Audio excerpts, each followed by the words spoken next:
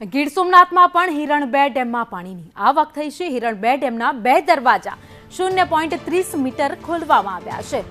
Rule level જાળવવા માટે હિરણ 2 ડેમના 2 દરવાજા ખોલાયા છે, તો ઉપરવાસમાં ભારે વરસાદથી ડેમમાં સતત પાણીની આવક થઈ રહી છે।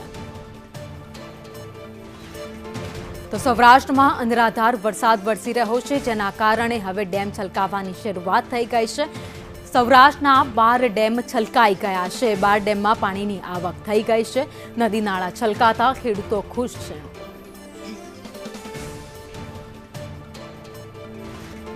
તો સૌરાષ્ટ્રમાં અનરાધાર વરસાદ વરસી રહ્યો છે, જેના કારણે હવે ડેમ છલકાવવાની શરૂઆત થઈ ગઈ છે।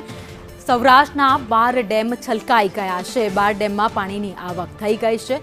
નદી નાળા છલકાતા ખેડૂતો ખુશ છે।